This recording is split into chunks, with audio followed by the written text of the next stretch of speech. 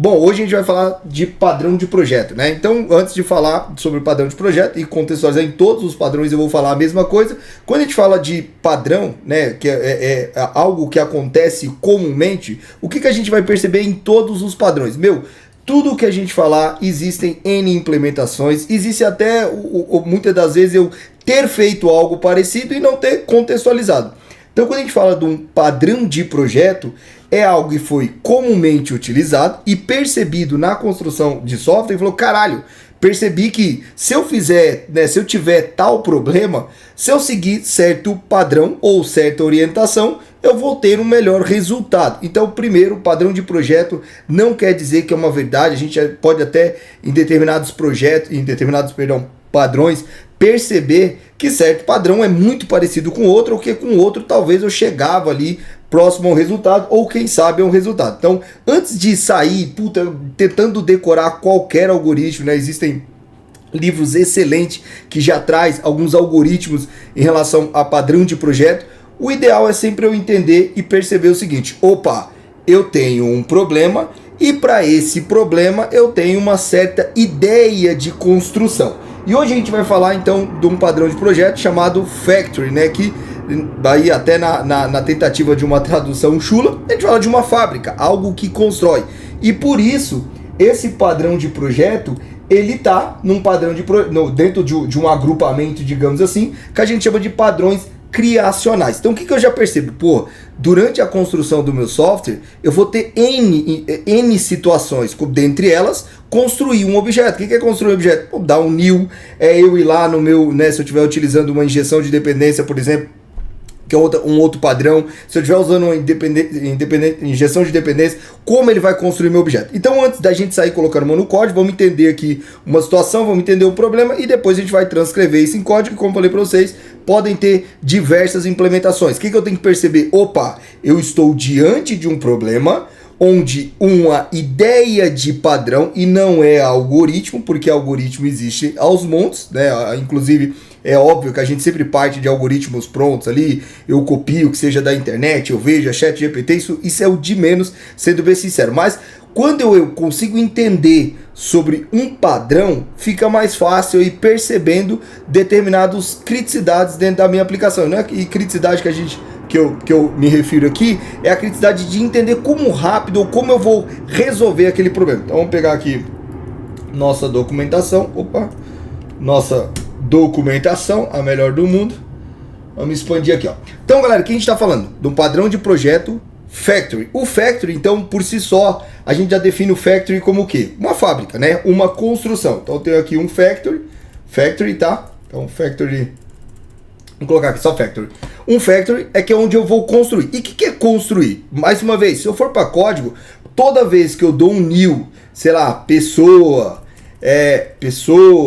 eu dou um new service XPTO, eu estou construindo um objeto. E essa é a ideia desse padrão. Então o que eu vou perceber?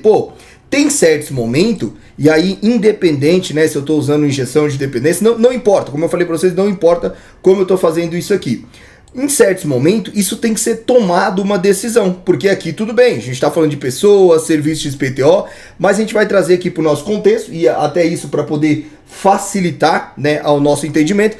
Imagina numa ideia onde eu tenho uma aplicação, todos os padrões aqui eu vou me basear por um e-commerce. Eu acho que conecta muito, independente se a gente está começando ou não, para quem já tem conhecimento com desenvolvimento ou para quem já está começando, fica mais fácil, porque no dia a dia ali eu posso olhar um sistema e imaginar como um desenvolvedor fez aquilo. Como a gente sempre fala, algoritmo é cada um, né? A gente pega aí sistemas operacionais ou implementações de ferramenta e eles têm os seus algoritmos.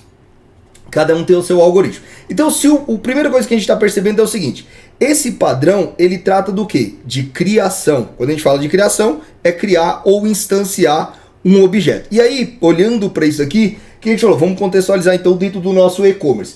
Vamos imaginar que a gente tem aqui dentro de uma parte do nosso e-commerce a parte de envios de um produto. Ou seja, o cara entrou lá, comprou, fez o diabo 4 e tal, e eu tenho aquela parte de eu quero mandar esse meu envio ou utilizar a transportadoras.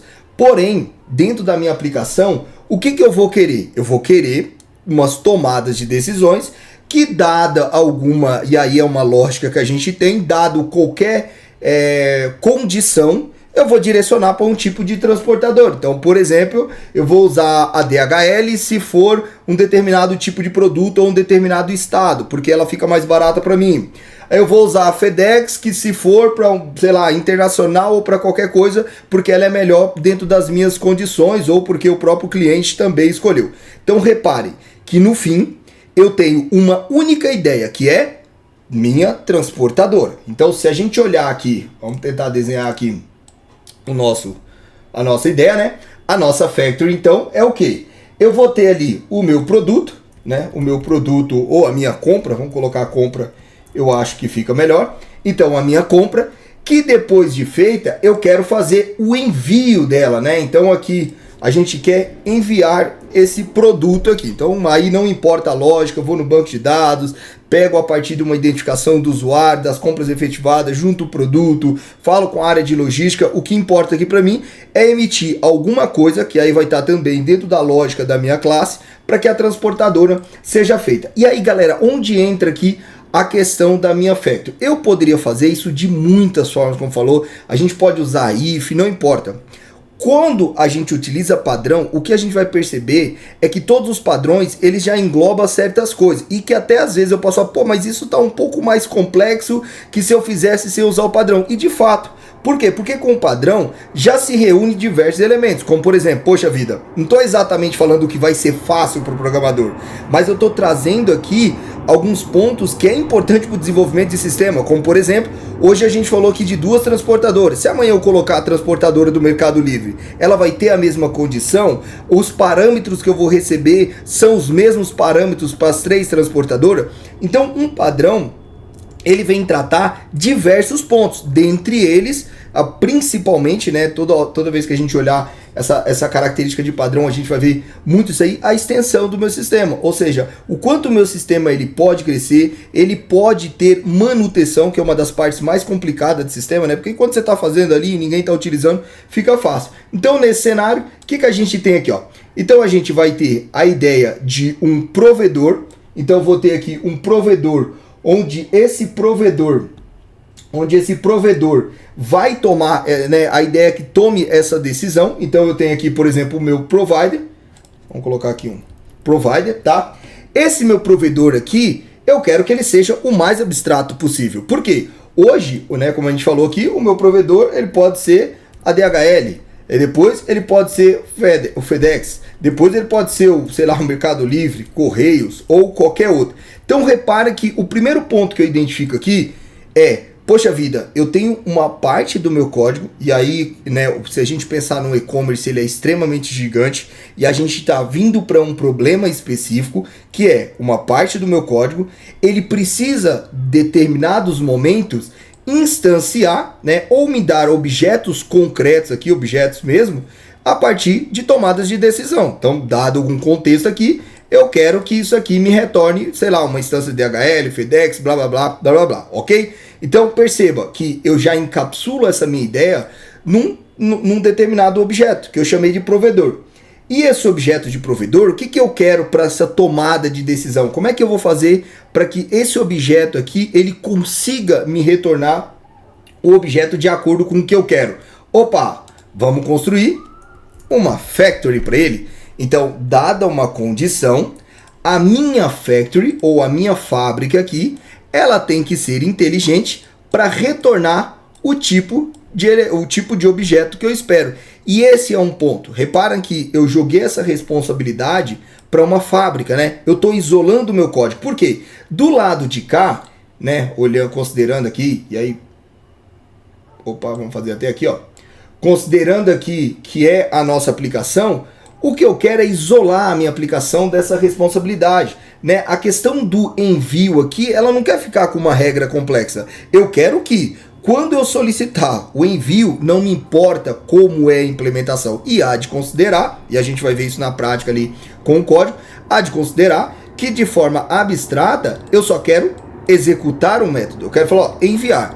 Quando for a DHL, todas as condições, todas as coisas relacionadas a instanciar esse objeto, de repente uma comunicação com um serviço, né? Imagina que essa classe aqui, ela pode ter uma complexidade maior, falando com um serviço onde vai emitir um ticket que diz que um cara tem que retirar, eu passo... Então, eu estou abstraindo, e essa é uma ideia, eu estou abstraindo da minha aplicação, da minha condição, que a minha aplicação ela só quer enviar, de uma responsabilidade do meu provedor. E para isso, o que eu faço? Eu transfiro essa responsabilidade para uma fábrica. A minha fábrica é quem vai ter inteligência de fazer isso daí, beleza? Então a nossa ideia aqui, basicamente, é criar essa condição aqui, ou seja, o que eu vou perceber dentro do meu sistema, e conforme o meu sistema vai crescer, a gente vai ver que eu vou ter provedor. Hoje eu tenho um provedor 1, provedor 2, provedor 3, amanhã um provedor 4, o provedor 1 não existe mais, só que toda a condição do meu e-commerce, da minha aplicação, que é o meu core, que é o meu negócio, eu vou encapsular e falar, ó, cara, só quero enviar aqui o produto, né? Só mandar ele aqui, o meu produto, beleza? Então vamos para a parte do código aqui, e aí a gente vai entender como é que vai ficar, e de novo, não é o foco aqui exatamente do algoritmo, toda vez eu vou ter esse algoritmo, porque se a gente pegar diversas literaturas, a gente vai ver N exemplos de factory. Eu posso construir uma factory com uma porrada de if, né? Então se eu vou lá e retorno um elemento qualquer, se 2 eu retorno um outro elemento qualquer que recebe alguma coisa. Só que esse é o ponto, e é exatamente isso que é factory. Só que como é que eu faço isso agora? Utilizando, porque como eu falei, a nossa ideia é dar uma abstração, é dar condição que o nosso sistema possa crescer. Amanhã eu tenha outros provedores e que eu não quebre a minha aplicação, beleza? Então vamos lá para o nosso código.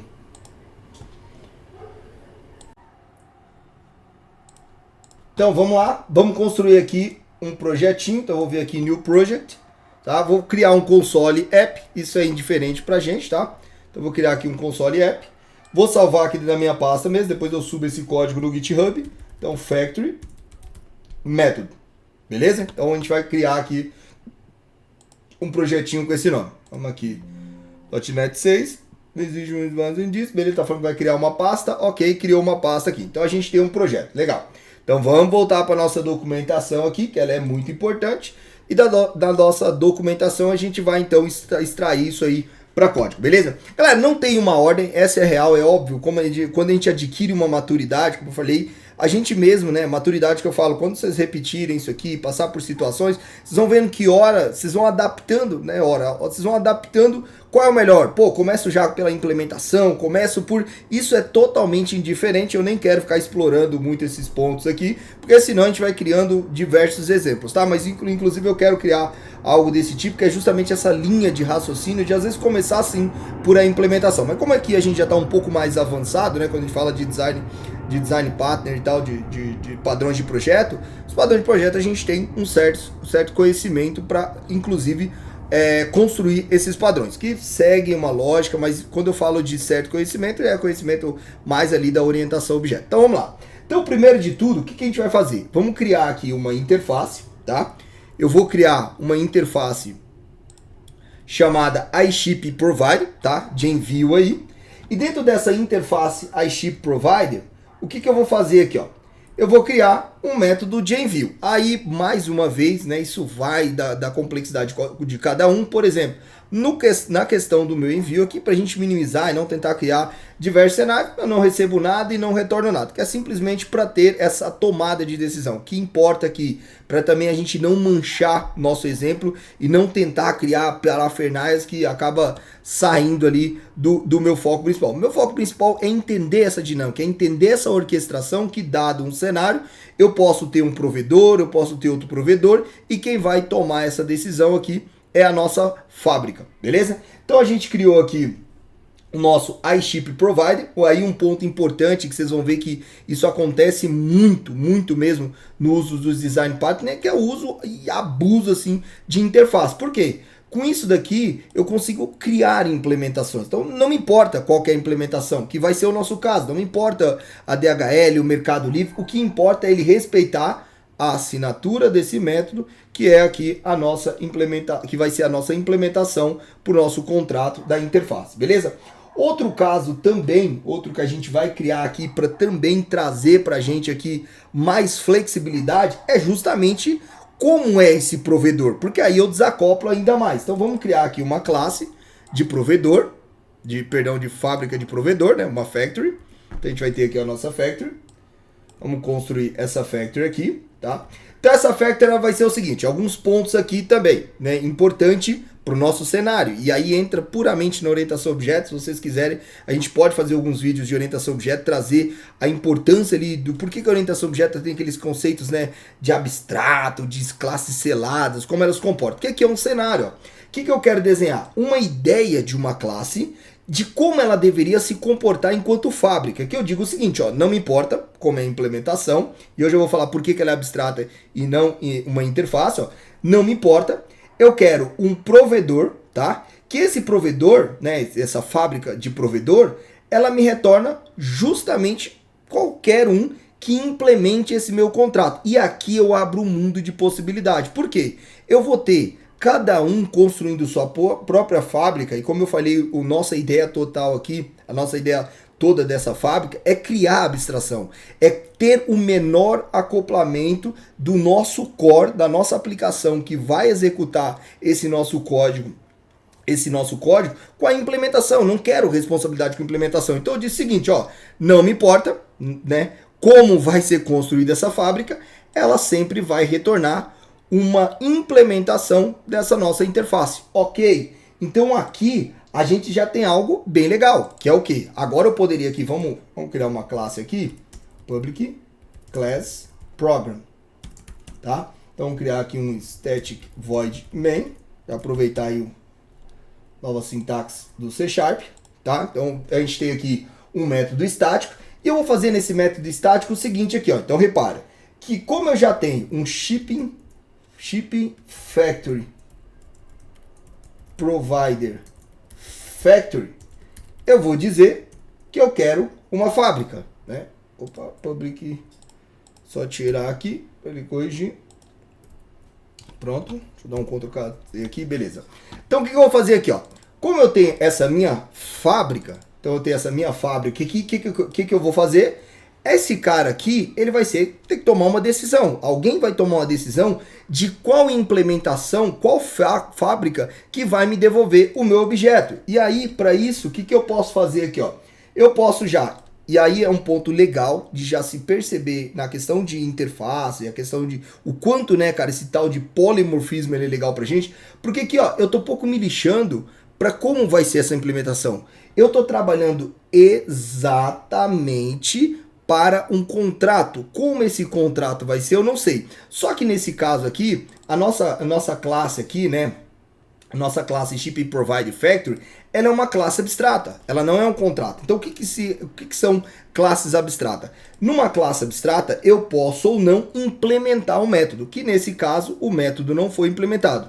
Bom, mas fala assim, pô, pode ou não pode implementar um método? Parece uma interface. Ela não é uma interface, porque é o seguinte... Como nesse caso eu falei que o meu método, ele é um método abstrato, né, assim como a minha classe, então todos os métodos dentro dessa classe, eles são abstratos, eu não posso instanciar essa classe. Então eu não poderia chegar aqui de forma alguma, falar um factory igual a new ship factory. Ele vai falar, cara, esse cara aqui não pode, porque esse cara é uma classe abstrata. Alguém tem que implementar isso daí. Mas o que eu já ganho aqui para a gente perceber? Eu já ganho que eu posso, né, então... A partir de qualquer implementação, que é o que a gente vai olhar, porque eu percebo aqui o seguinte, a gente definiu uma variável, né? A gente definiu aqui uma variável, mas a gente não instanciou essa variável. Como a gente falou, a gente não pode instanciar essa variável a partir de uma classe abstrata. Alguém tem que criar essa classe, dada aquela classe ali, e implementar aqueles métodos. Mas eu já percebo um código, né? A gente não vai usar teste unitário aqui, mas um código que já me possibilita isso daqui, ó. O que é essa possibilidade aqui? Então eu tenho, independente da minha fábrica, ela sempre vai me retornar um provedor. Qual provedor? Não sei. e aqui eu crio uma abstração. Então, cabe à fábrica de um provedor, né? Eu poderia ter uma fábrica única que retornasse diversos objetos de tipo, mas a gente resolveu encapsular a nossa fábrica de acordo com o seu provedor. Então, o que vai acontecer aqui, ó? Dado alguma condição, então, por exemplo, né, como eu falei para vocês ali inicialmente, eu quero mandar para DHL se for tal condição.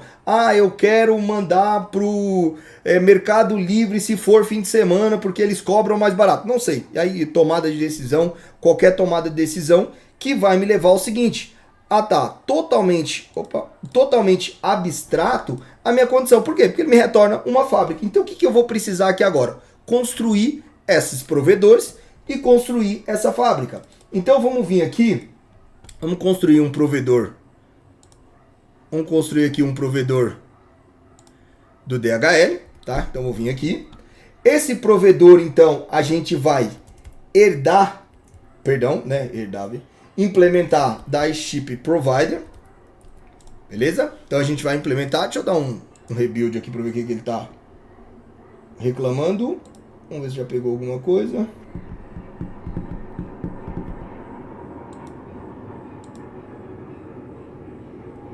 DHL, o Ship Provider, ok. Vamos dar um public aqui, que a gente usa ela lá depois.